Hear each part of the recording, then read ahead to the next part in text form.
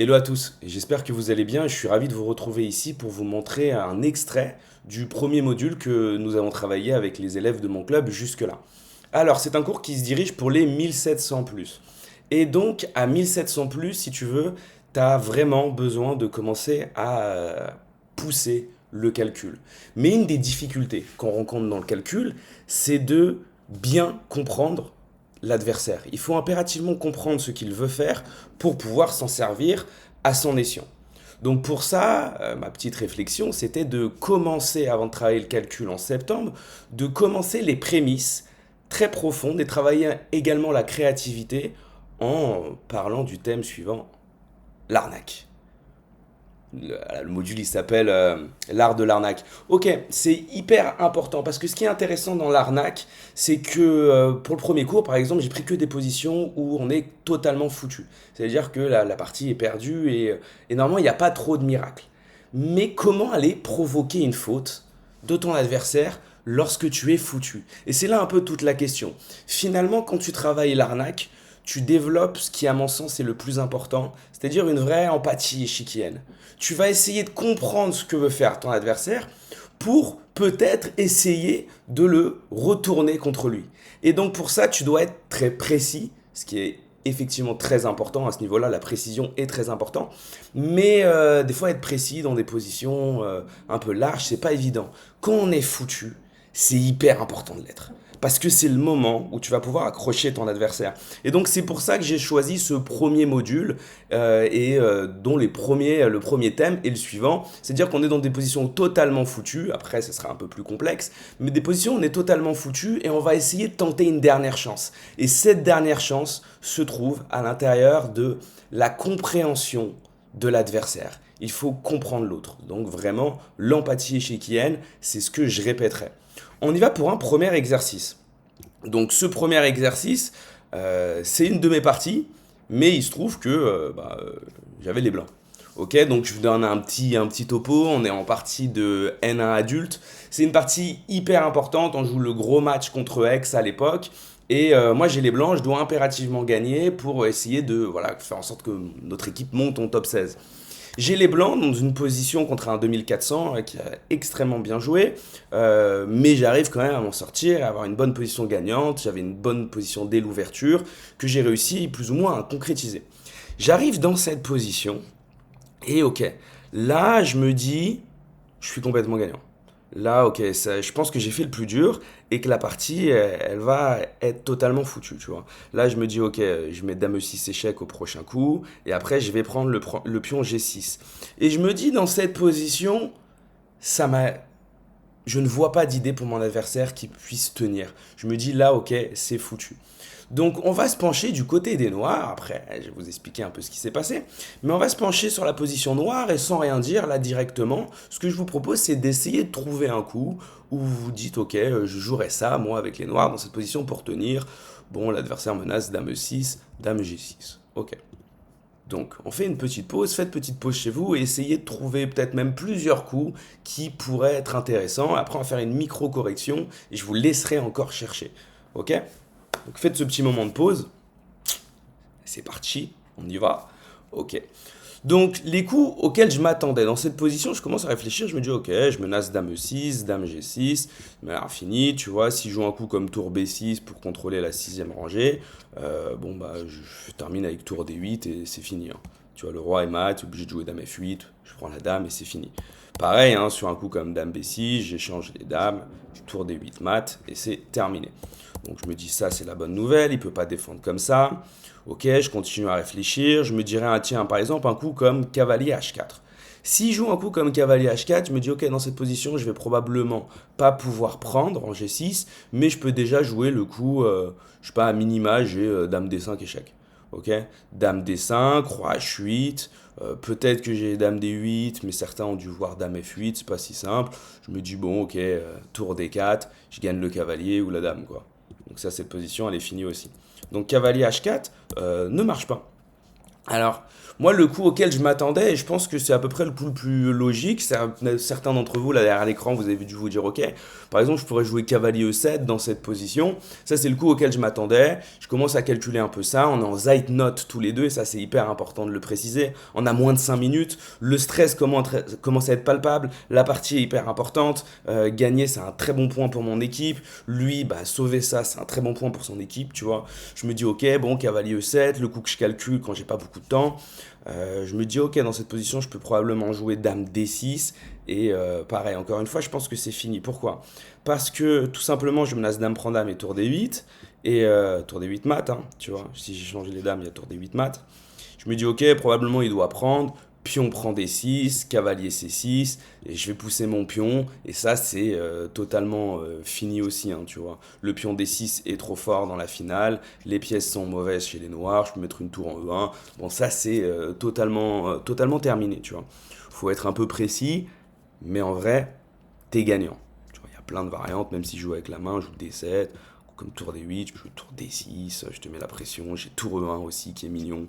C'est-à-dire que tu peux pas reprendre D7 parce que tu as tour E8 mat. Vous voyez, bon, la partie elle date d'il y a 5 ans, mais je me rappelle quand même que ça, je me disais, ok, c'est totalement fini. Donc là, dans cette position, je commence à me poser la question suivante, c'est quel va être le coup de mon adversaire. Et donc, si vous jouez un coup normal comme cavalier E7, juste sachez que ça va être fini. Ok, il n'y a plus trop de questions. Donc, il faut trouver une idée beaucoup plus intéressante. Et essayez de trouver une idée. Et maintenant, comprenez la chose suivante. Les blancs veulent faire dame E6 échec et dame prend G6. Et donc là, essayez de trouver une idée avec les noirs qui rendrait cette idée mauvaise. Et soyez précis. N'offrez pas trop des gains simples. Soyez précis, essayez de trouver la chose suivante. Vous avez les noirs et essayez de vous servir de cette idée pour rendre l'idée mauvaise. Et au moins tentez votre chance ici. Oui, c'est foutu, mais tentez votre chance. Donc là, je vous laisse un petit moment. Faites pause et on va y aller. Ok. Let's go. Dans cette position, il y a un coup qui est ultra malin. Et c'est ce qu'il a joué. Donc là, je vous fais le topo, on a moins de 5 minutes tous les deux. Il commence à réfléchir, il arrive à 2 minutes, 1 minute, 30 secondes. Et là, moi, mon cœur, il commence à battre. Je me dis, ok, tu sais, t'as toujours un impact émotionnel quand tu joues. Là, mon impact, il commence à être vraiment très fort. Je me dis, ok, bon, là, je vais gagner. Et là, mon adversaire joue dame B7. Et là, je me dis, qu'est-ce qu'il fait? Et donc là, je me dis, ok, c'est totalement terminé. Et j'ai 4 minutes. Je sais que je joue dame E6 à tempo. Je comprends pas trop. Roi H8. Là, je me dis, ok, c'est terminé. Et je vais pour. J'ai la main. Mais j'ai la main sur le pion G6. Vraiment, je suis à 2 doigts de faire dame prend G6. Et là, et c'est la seule chose qui me sauve, je sens que l'énergie de mon adversaire, il se passe un truc. Je sens qu'il attend ce coup. Mais tu vois, tu sens des fois, tu as une énergie particulière. Et là, mon adversaire, je sens qu'il se passe un truc. Il y a comme quelque chose qui descend. J'ai la main sur le pion G6. Heureusement, je ne le prends pas. Mais parce que qu'est-ce qui se passe si je fais dame prend G6? Et vraiment, je le vois, mais vraiment sur le fil. Qu'est-ce qui se passe si les blancs font dame prend G6? Qu'est-ce qu'ils se prennent? On pourrait se dire, c'est terminé, j'attaque, je menace mat. Là, on pourrait se dire, ok, les noirs, ils peuvent abandonner, quoi. Et pourtant, qu'est-ce qui se passe? Ok, là, tu te prends dame prend G2 échec. Roi prend G2. Cavalier H4 échec. Roi bouge. Cavalier prend G6. Et c'est terminé.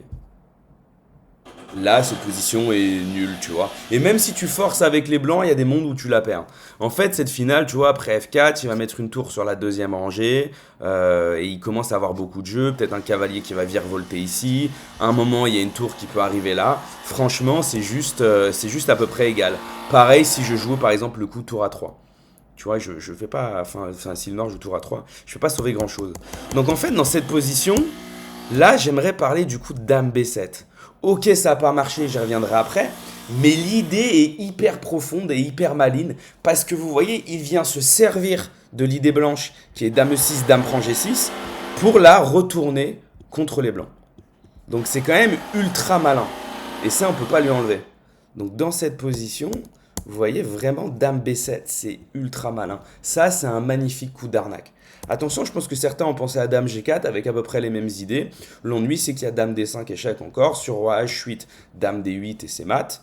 Ok. Et sur roi F8, je sais pas, il y a plein de coups. Dame C5 échec, par exemple. Et les blancs sont complètement gagnants. On s'en sort assez facilement. Donc dame G4 est vraiment moins bien. Dame B7, ça m'empêche d'avoir des gains faciles. Ça me limite à mon idée dame E6 et dame G6. Et en fait, ça vient provoquer la faute. Donc vraiment, je pense que d'ailleurs, s'il n'avait pas eu cette réaction, j'aurais fait dame prend G6, hein, pour être tout à fait honnête. Du coup, là, je réfléchis et j'arrive à trouver une variante qui gagne, qui est tour B1, dame prend B1, dame prend G6. Et bon, voilà, j'ai calculé que ça gagnait. Dame prend, roi prend, tour 1 échec, roi E2, tour B2, roi D3. Et ça, c'est la fin de la partie. Ok, ça j'avais calculé parce que j'ai eu le temps et je réussis à la gagner. Mais effectivement, la position elle est perdue. Donc ici, il n'y a pas de coup miracle qui viennent sauver. Et c'est le but, hein, vraiment. Le but de ce cours, c'est d'essayer. Moi, dans mes cours, on essaye, quoi. On n'est pas là pour. En fait, on cherche. Le but, c'est de chercher. Si tu trouves les exercices trop facilement, bon, bah, quelque part. Je suis un mauvais prof, tu vois. C'est vraiment, voilà, trouver de la créativité et ne pas être censuré en se disant qu'il y a un truc meilleur qu'un autre. Il y a des idées qui sont créatives, mais même qui perdent dans cette position. Dame B7 en est le parfait exemple. On va continuer. Je vais montrer 3 exercices, là, à l'intérieur de cette petite présentation, qui sont toujours dans la même veine. Alors, on va prendre le deuxième exercice qui est une position ultra connue. Les blancs, c'est Chigorin, donc on est dans les débuts, on est en 1909, je crois. Et avec les noirs, c'est Schletcher, qui est un des meilleurs joueurs de son époque, Karl Schletcher, contre Chigorin aussi, un des meilleurs joueurs de son époque, que vous devez connaître à cause d'une fameuse défense ultra connue. Ok, on est dans cette position et ça semble complètement foutu, on va pas se mentir. Pourquoi c'est terminé? Ok, on est dans une finale de dames, les blancs ont un pion de plus, mais ils ont 2 pions passés liés, et ça je peux vous dire qu'à haut niveau, tu sais que tu as perdu. Tu sais que c'était totalement fini. Et pour autant, il y a quelque chose qui fait quand même que Schletcher n'abandonne pas. C'est quoi? C'est la présence des dames sur l'échiquier. Parce qu'on le sait tous, les finales de dames, c'est galère. Il peut y avoir beaucoup d'échecs, il faut quand même être précis, et il faut terminer ça voilà, en prenant en compte quand même les possibilités de perpète de l'adversaire, notamment avec les dames. Donc, si on réfléchit un peu, vous pouvez essayer de réfléchir, hein, chez vous à un coup là tout de suite, mais je vais donner un indice. Si on réfléchit un peu, que cherche Chigorin avec les blancs? Qu'est-ce qu'il espère? C'est ça la question, qu'est-ce qu'il espère?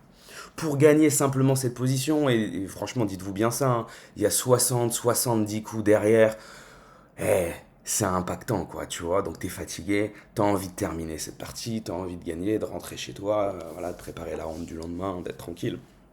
Donc ce qu'il va vouloir chercher, c'est l'échange de dames. C'est quelque chose d'impératif. C'est un bonus, tu vois, c'est quelque chose qu'il aimerait bien avoir. Et donc, Schletcher, il va se servir de cette idée pour jouer un coup ultra malin. Maintenant, essayez de chercher ça chez vous. Faites un petit moment de pause. Et puis on va y aller. Let's go. Ok. Dans cette position, alors non, pour ceux qui pensaient à ça, c'est pas dame E1 échec, parce que dame E1 finalement, bon, je sais pas trop ce que donne dame B4, mais il y a des coups faciles comme roi A6 ou roi B6 qui offrent aux blancs un avantage dans la position, ils ont progressé. Probablement d'ailleurs roi A6, menace dame D8 mat, permet au pion A et au pion B surtout de pousser. Si tu joues un coup comme ça, je sais pas, je peux jouer des dames B6, je vais progresser très aisément dans ma position. Donc c'est pas dame E1, c'est quelque chose de beaucoup plus fourbe et beaucoup plus malin. Rappelez-vous ça, dans l'arnaque, il faut comprendre l'adversaire pour s'en servir pour soi-même. Et donc là, notre cher ami Schletcher, il a joué un coup très malin. Il va jouer le coup suivant. Il va jouer le coup dame C7 échec. Pourquoi à votre avis? Quel coup ça permet aux blancs? Tu vois, là, Chigorin, il voit dame C7, il se dit la chose suivante, il se dit ok, là il vient de craquer, tu souffles, bam, il envoie un coup ultra logique, un coup qui continue dans son idée. S'il arrive à ça, il gagne facile. L'échange de dames. Donc là, il vient jouer le coup de dame B6, échec. Tu vois, je fais échec, sur dame prend dame, roi prend, et ça, je gagne les yeux fermés, tu vois, c'est ce qui se dit. Je pense que tout le monde est capable de gagner ça contre Carlsen. Pour autant, Schletcher, pas bête, il avait prévu un coup sur dame B6. Un coup qui termine la partie tout de suite, qui fait nul. Je sais pas si vous l'avez chez vous, je pense que oui. Mettez pause si vous l'avez pas, parce qu'il faut le trouver, c'est quand même magnifique. Le coup, c'est roi A8. Alors, c'est pas dame B7, hein, dame prend, ça c'est ok, c'est juste roi A8. Et en fait, c'est nul. Sur dame prend C7, patte, tu vois. Sur un coup comme genre comme roi A6 qui a été joué dans la partie, tu fais dame C8 échec avec les noirs, roi A5, dame C7 et c'est nul. Ok, dame C3 est aussi viable. Vous voyez l'idée quand même comment elle est maligne. L'idée des noirs, c'est vraiment de comprendre l'autre. Donc c'est hyper important. Et les prémices du calcul, ça va se faire comme ça. Après, on va aller beaucoup plus loin dans les autres cours, hein, mais c'est un bon moyen de toujours inclure l'adversaire. Parce que très souvent, on n'a pas envie qu'il nous gâche nos idées, mais en fait, il faut s'en servir dans l'autre sens. Il faut te dire la chose suivante, c'est vraiment que ton adversaire, il joue avec toi. Les échecs, ça se joue à deux. Tu vois, vraiment, c'est important de comprendre. Et donc, plus tu vas comprendre l'autre, plus tu vas pouvoir trouver des idées hyper intéressantes, hyper profondes, hyper précises. Comme Dame C7 échec. D'accord, ça perd, on va pas se mentir. Hein. Chigorin aurait joué B6, il gagne tout de suite. Hein. Dame E5, je prends et ça, je gagne tous les jours. Ok, roi B5, je pousse les pions. Le roi est dans le carré, c'est pas un problème. Donc, ok, c'est totalement fini. Hein. C'est vraiment pas un souci. Mais par contre, c'est l'idée de le tenter. Le tenter dans son vœu de vouloir échanger les dames. Malin. Ok, on s'en fait une dernière. Alors, la dernière, pareil. Alors, ça, c'est Evans avec les blancs contre Samuel Reshevsky avec les noirs. Donc on fait un saut dans le temps, on est 50 ans plus tard. Evans et Reshevsky sont deux grands joueurs américains qui ont joué des tournois hyper forts, voilà, avec tous les meilleurs du monde. Ils s'inscrivaient vraiment là-dedans. Tu vois. Donc on connaît Fischer aujourd'hui, qui est le plus grand américain, mais Evans, Reshevsky, c'était quand même pas n'importe qui, des excellents joueurs. C'est, je crois, tous les deux journalistes d'ailleurs. Hyper intéressant aussi. Voilà. Franchement, c'est hyper intéressant l'histoire des échecs dans le temps et tout. C'était vraiment, il y a vraiment quelque chose quoi. Même aujourd'hui, mais ça met les politiques, un jeu très marginal. Enfin bref, revenons à nos moutons. Vous avez cette position, ok, là ça a l'air totalement foutu. Pourquoi ça a l'air foutu? Parce que si tu fais un coup comme G prend F4, tour E2 échec, roi H1, dame E2, dame G2 mat. Donc je vais vous demander un truc malin. C'est ici, ok, vous allez perdre. Probablement. Mais essayez de trouver une peau de banane. Essayez, ok? Mais une peau de banane maligne. Essayez de comprendre ce que va faire l'autre et essayez de trouver un piège à l'intérieur de ça. On y va, c'est très au blanc dans cette position. Ok.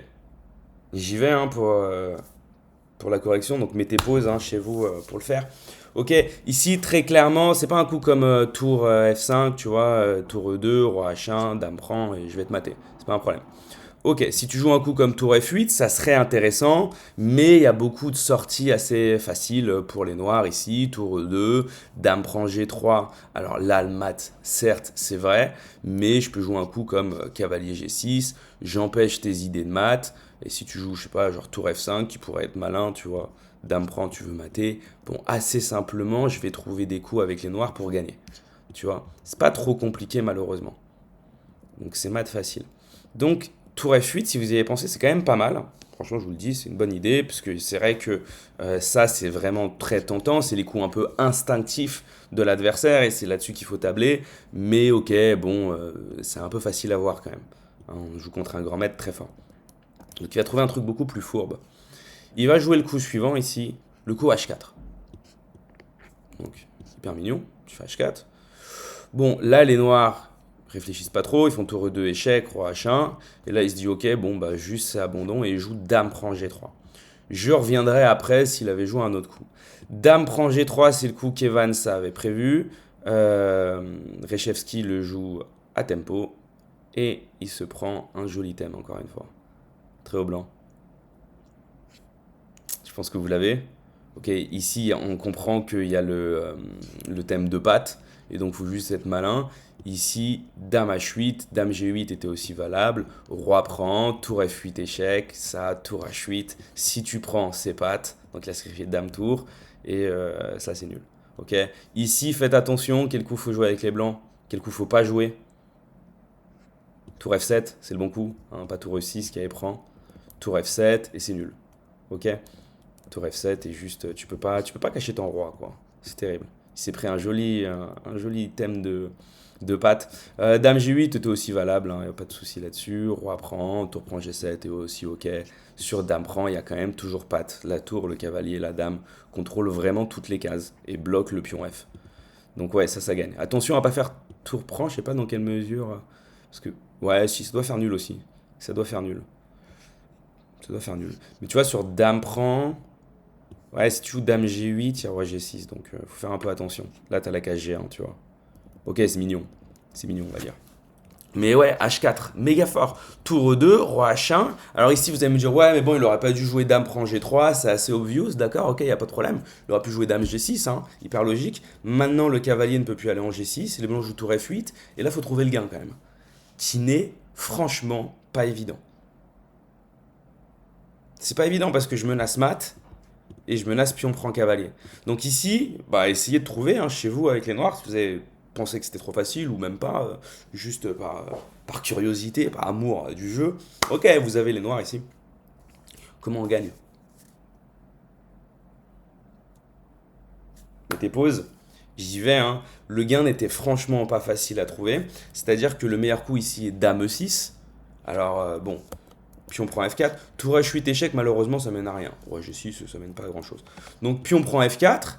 Et ici, oui, les noirs gagnent. Mais franchement, c'est pas simple. Il faut jouer tour E1 échec. Penser à faire Dame A2.